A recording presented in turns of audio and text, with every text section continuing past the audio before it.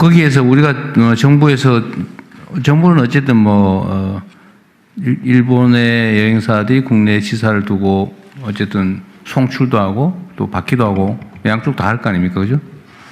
국내 여행사들도 어쨌든 주로는 해외 송출 보내는 쪽을 하다가 이제는 들어오는 쪽 인바운드 모객도 하려고 확장하는 것 같아, 느낌이. 네, 맞습니다. 이제는. 네.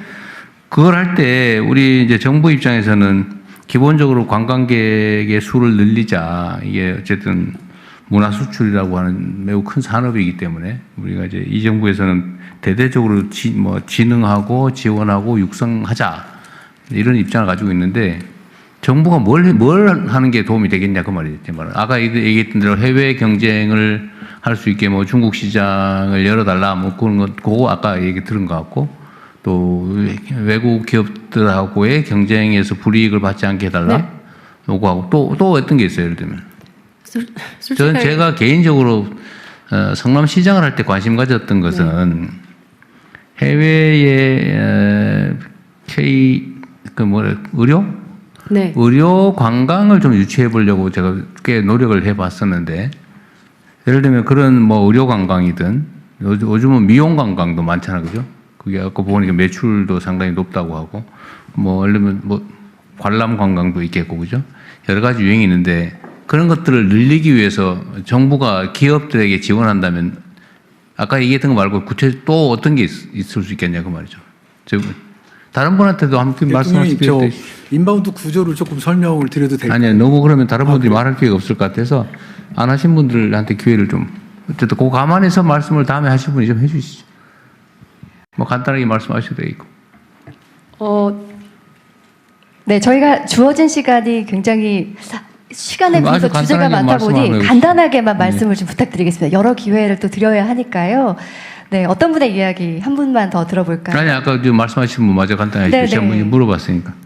할까요? 하지 네, 말까요? 네, 말씀해 주세요. 간단하게.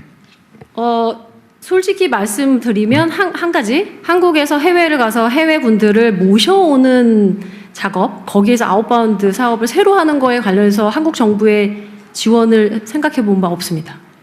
죄송합니다. 네, 없으면 됐어요. 네, 없습니다. 네. 인바운드 구조는 1차적으로 일본인 예를 들겠습니다. 일본인을 한국으로 오게 하려고 그러면 한국에 파견돼 나가 있는 한국 여행사에서 직접 모객을 할 수가 없습니다. 구조적으로. JTB, 긴테츠, 니혼요코, 예를 들어 크라브시오 이런 일본의 여행사들의 계약되어 있는 랜드 오퍼레이터들이 상품을 제안을 하고 그 상품을 받아들인 에이전트가 그 나라 국민들한테 직접적으로 영업 활동을 해서 늘려가는 구조입니다. 그래서 JTB면 한진관광, 롯데관광, 롯데 JTB 이 세 회사만 JTB하고 상품을 구성할 수 있고 제안할 수 있고 이렇게 구조가 되어 있고 킨테츠는 한나라관광 조금 생소하시겠지만 그런 오프라인 랜드 오퍼레이터들이 한국의 지방관광 상품을 예쁘게 포장하고 매력있게 포장해서 상품으로 제안을 해서 일본의 에이전트라고 하는데 그네들 JTB니 니혼요코들이 채택을 해서 판매를 했을 때 인바운드가 늘어나는 겁니다. 네, 그래서 그 제안하는 단계에 있는 오프라인 여행사들이 사실은 최일선에 있습니다. 저는 온라인 소속이지만 올해 인바운드를 담당한 그 경험치로 말씀을 드리는 건데 지방은 절대로 지금 현재 폭발적으로 늘어나고 있는 젊은 친구들을 일시에 지방으로 끌고 갈 수가 없습니다. 명동에서 동대문 넘어가는데 너무 시간이 오래 걸렸고 동대문에서 강남 넘어가는데 굉장히 오래 시간이 걸렸습니다. 그래서 이 일본인 인바운드를 지방으로 데려가기는 오프라인이라고 하는 세그가 빠지고서는 절대 만들어질 수 없는 시장 구조입니다. 네, 또 마저 진행하십시오. 네, 다양한 현장의 이야기를 들을 수 있어서 참 다행스러운데요. 오늘 또 저희가 주제에 관련해서 네, 지금 시간이 그리 많지 않아서 주제 제안해서 얘기하기 어려우니까 그냥 다 섞어 진행하시죠. 그렇게 네, 진행할까요? 좋습니다. 우리가 이렇게 관광에 대한 이야기를 다 같이 모여 하기가 기회가 쉽지가 않기 때문에 그럼 오늘 의견 주시는 분들 기회를 드리도록 하겠습니다. 다양한 분야 이야기들 들을 수 있을 것 같은데요. 네, 먼저 기회 드릴까요? 네.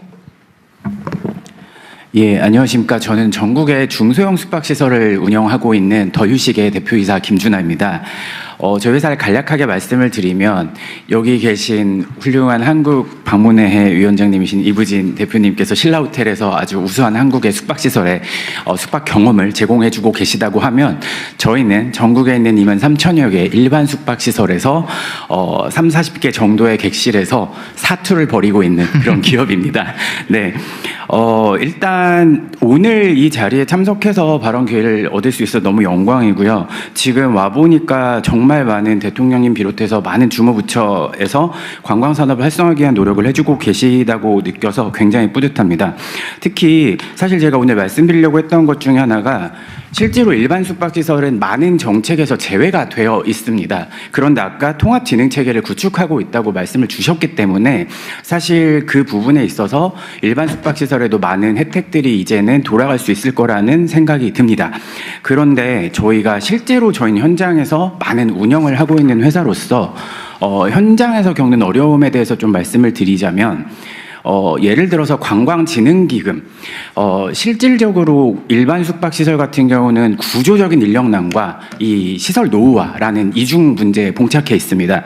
관광호텔은 전국에 2,500에서 3,000개가 있지만 일반 숙박시설은 그거의 10배가 있고요. 실제로 지방 같은 경우는 일반 숙박시설이 대다수의 여행객들과 지방을 거점으로 하는 기업들의 비즈니스 수요를 받아줘야 하는 그런 역할을 하고 있는데요. 실제로 인력난이 너무 심각한데 얼마 전에 이나인 비자 같은 경우는 실제로 일반 음식점업과 또 관광 호텔의 일부 업에서 허용이 되었는데 여기서도 일반 숙박시설은 배제가 되어 있습니다. 사실 이 세븐 같은 특정활동 비자가 아니라 이 나인 같이 비전문 취업 비자 같은 경우는 어떤 일정 조건을 충족하는 일반 숙박시설이 있다면 훨씬 더 어려운 인력난을 겪고 있기 때문에 한번 고려를 해주실 수 있는 부분이 아닐까라는 생각이 들고요. 두 번째로는 관광진흥기금에 있어서도 문체부와 문체부에서 주관을 하기 때문에 그동안 일반 숙박시설에 대한 지원 체계는 전혀 빠져 있었는데 이번에 통합진흥체계가 구축이 되게 되면 소방안전시설에 대한 업그레이드라든지 시설에 대한 개보수 그리고 IT 솔루션을 통합한 스마트화 그리고 또 인력난을 해소할 수 있는 무인화 이런 것들에도 일반 숙박시설에서 많은 도움을 얻을 수 있기 때문에 통합진흥체계가 구축된 이후에 현장에서 겪는 이런 어려움들을 잘 헤아려 주셔서 정책에 반영을 해주실 수 있었으면 감사하겠습니다. 네, 이상입니다. 네, 한국의 여러 가지 문화를 만드는 것 중에 하나가 또 숙박업소에서 체류한 경험이 굉장히 좋은 영향을 미칠 거란 생각이 드는데요. 젊은 대표님의 말씀 잘 들었습니다. 또 다른 의견 한번 청해 드릴까요? 네, 말씀 주실까요?